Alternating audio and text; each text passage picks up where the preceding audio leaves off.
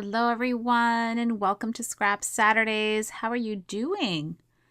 Are you all excited that Santa's almost here? I hope that you are. So I'm mixing it up, right? This is Wednesday, I believe.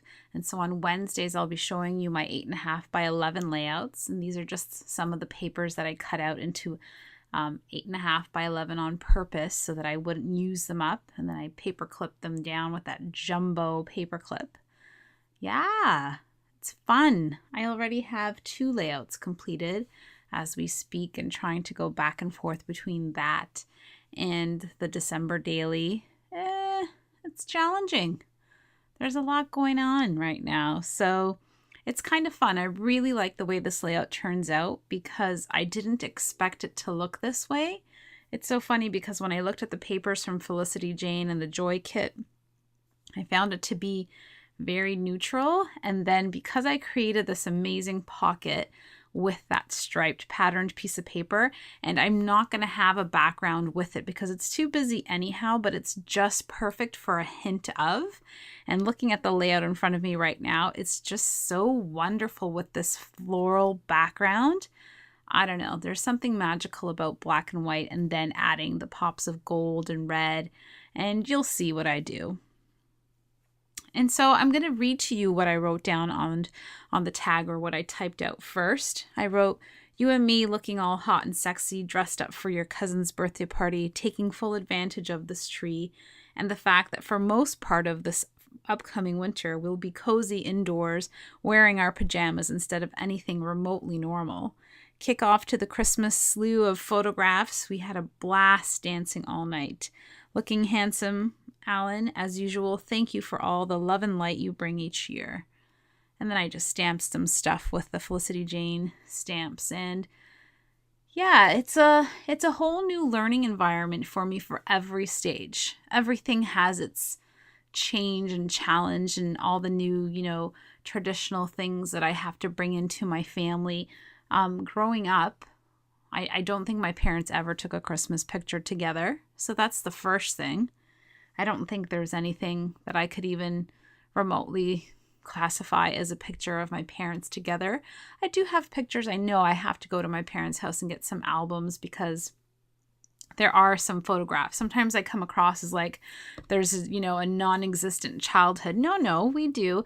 And I think there's a specific photo that I remember of myself growing up, and I was wearing this turtleneck with this brooch on it. And I'm sitting there with my brother with the biggest smiles ever, holding presents. And I'm sure it was my mom because I think she's the only one who ever stopped to, take a photograph of us. So there are some pictures out there, which I think that's kind of like a future project for myself, is to go back and really focus on making an album for myself from my childhood. I think that would be very therapeutic. But as it stems, a few years ago when my mom wasn't well and we used to go to my parents' house for Christmas Eve. That was our tradition. And then we would go to my in-laws' house for Christmas Day. And we kind of just broke that up so that my brother and my sister could respectively visit their, in-law families at the same time.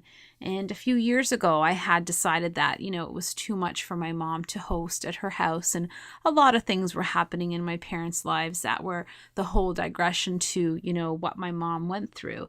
And so Christmas was never a happy, joyous time.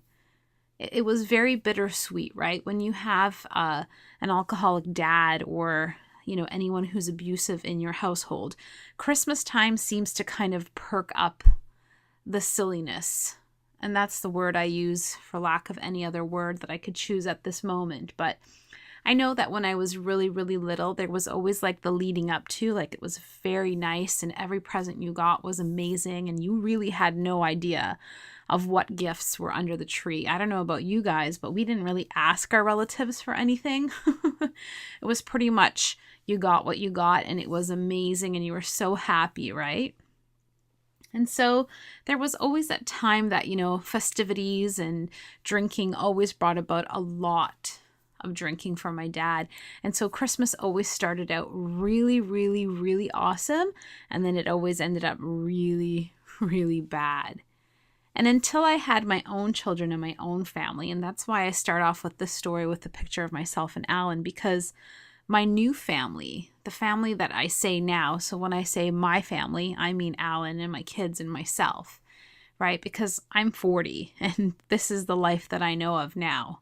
So even though I have extended family outside of this family, but the people that are closest to me that I say are my family include 3 people. Because a lot of times the other family that I grew up with didn't give me the best Christmas memories. And that's really hard. It's a very hard thing to start new traditions and to bring upon, new things. And I was just watching that Netflix TV show called This Is Us. And there's the part where they're going for Thanksgiving and they're going to their mom's house and something bad happens. And then they realize that they can, choose to start new traditions. And that's kind of, that TV show just makes me cry so much anyhow. If you haven't watched it, you need to watch it. It's amazing. Every character there has something to do with, everybody's life. And so, yeah, it's the starting over of new traditions. And what does that mean? And for me, looking at this picture of myself and Alan, and even though this wasn't even in December, this was November, but this is my December story. It brings this joy to me, literally like the flare badge says, joy, because I was successful in implementing new traditions with this person that I met. And that now, moving forward, Christmas is joyous. It hasn't been up until, I say, 5 years ago. We would go to my parents' house for Christmas Eve, and my dad would still be up at his, original shenanigans. And this time I would have to pack up my kids. And I remember it was my sister's husband who finally, before they got married, he was looking at us like, you guys put up with this? And he said, one day if I have kids and I get married, I won't expose them to this. And little snippets like that bring you back to reality. They snap you into this like, what is he saying? Why is he being so rude? Here we are protecting it, knowing that this is our normal and we have nothing else to base it on.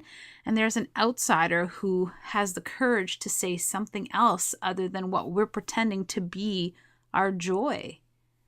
How dare he? How dare he make us face the reality that there's so much more to this, right? And so this, past Christmas, last Christmas, was the first Christmas I had to choose to obviously celebrate without my mom. And that was tough too. And it seems like it's a constant struggle. Like there's never this perfect Christmas time. There hasn't been. It's been, a struggle with my dad when we were little.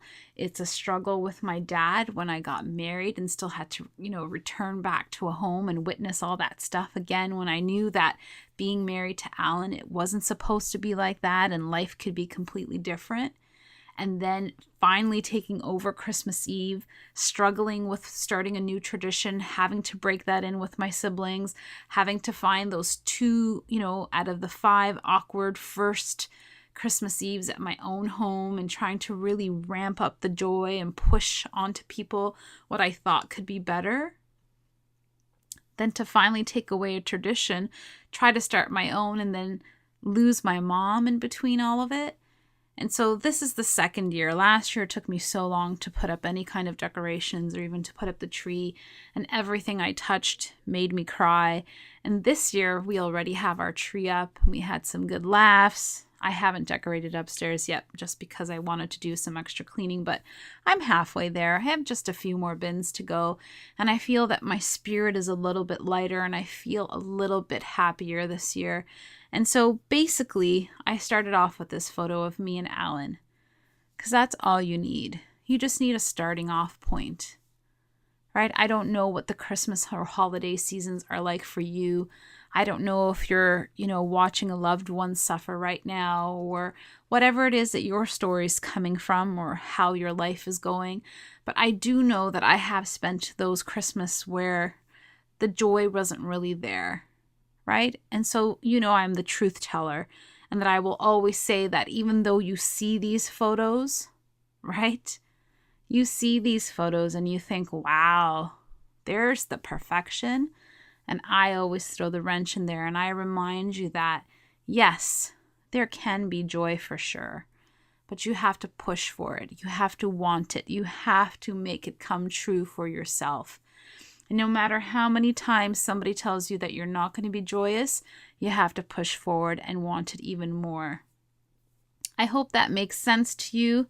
I know it sounds like, I don't know, my stories always sound so crazy, but believe me, when I look at this picture, there really is joy. And it's because I tell you the backstory that there's even more joy, that I understand that the choices I'm making right now are good ones. Because I'm moving forward and I'm feeling better and I'm feeling more alive than I have ever felt in my entire life. Be inspired, my friends. Be inspired by the stories that I tell you, whether they resonate with you on the same level or a different level, but they are the truth. They are our stories. We own them. Even if Christmas time brings about some silly memories or some sadder memories, it's okay. We should embrace them and move forward, right? Find your joy. Glue it down. That's what I said on my Instagram. Find your joy and glue it down and make time. Make time for this hobby, right? Because as you know, this hobby heals. And I didn't even stick down that this most wonderful time of the year tag. I realized that after. You can see that it's kind of on a slant as I take pictures. The perfectly imperfect. I will see you all very soon.